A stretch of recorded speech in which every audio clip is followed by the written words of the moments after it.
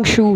দেবাংশু, দেবের অংশ তিনি, সত্যিকারের রামের অংশ তিনি, সত্যিকারের মহাদেবের অংশ তিনি, আল্লাহর অংশ তিনি, জিজাসের অংশ তিনি। বেছে নিলে দেবের অংশকে বেছে নেব, ধর্মকে যদি বেছেই নিতে হয়।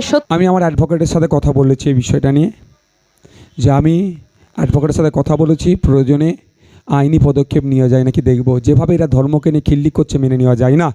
কদিন আগে রামকৃষ্ণ মিশন, বেলুড় মঠ, আপনার ভারত সেবা সংঘ, ফুরফুরা শিল্পে আক্রমণ, যেভাবে তৃণমূল কংগ্রেস, আর আবার কদিন আগেই দিদির দূত না কি নামে মসজিদের মধ্যে ঢুকে গিয়েছিল, যেভাবে অন্যায় করছে, যেভাবে ধর্মগুরুদেরকে সার্টিফিকেট দিচ্ছে এই সরকার, আর মেনে নেওয়া যাচ্ছে না।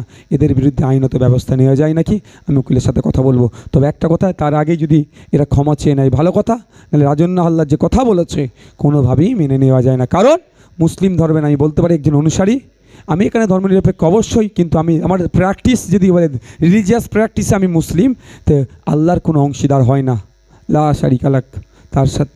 কিন্তু যেভাবে বলেছে এটা মেনে নেওয়া যায় না। যদি তার রেকটিফাই করে নেয় ভালো কথা, না আমি অ্যাডভোকেটের সাথে কথা বলছি, আগামী দিনে মামলাতে যাব। কারণ যেভাবে এরা অন্যায় করছে, এদেরকে যদি বয়কট আমরা না করি, এরা মন্দির মসজিদে মমতা ব্যানার্জির ছবি টাঙিয়ে দেবে, বলবে এতে নামাজ, একে থেকে নামাজ পড়, একে থেকে পুজো কর, দেবদেবীর বদলে আর আপনার জায় নামাজের বদলে ছবি দিয়ে দেবে।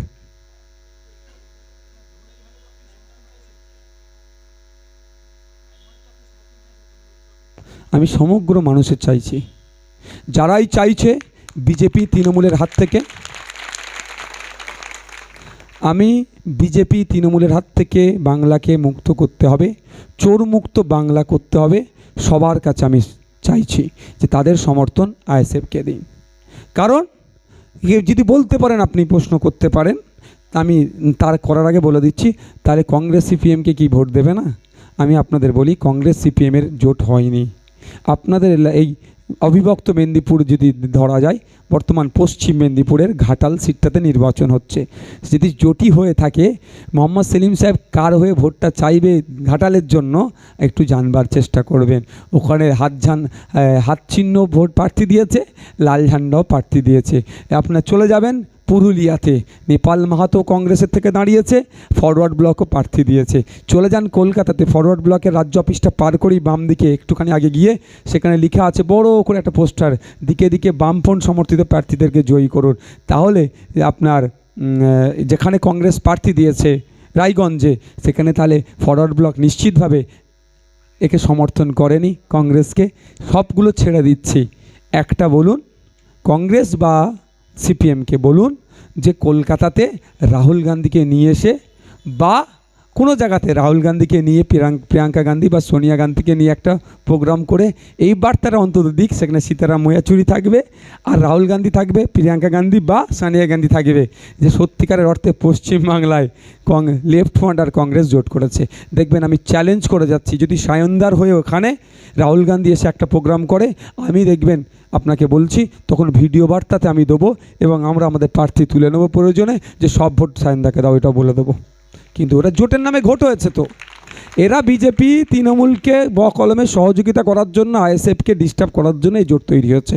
জানে আইএসএফের সংযুক্ত মোর্চার একটা বিধায়ক 2021 বিধানসভায় গিয়ে যা পারফরমেন্স করছে, যদি মাহিউদ্দিন মাহিরা যদি লোকসভায় চলে যায়, তাহলে অন্য কোনো দলের দিকে মানুষ যাবে না। দলিত আদিবাসী পিছড়ে বর্গের মানুষ আইএসএফের ছায়াতলে চলে আসলে এদের রাজনৈতিক কারবার বন্ধ করে দেবো। মানুষের মধ্যে হানাহানি লাগিয়ে ভোট নেওয়ার চেষ্টা করছে, সব বন্ধ হয়ে যাবে, এদের দোকান বন্ধ হয়ে যাবে। সেই জন্য আইএসএফকে দমিয়ে দেওয়ার জন্য সুকৌশলে এরা জোটটাকে ভেঙে দিল।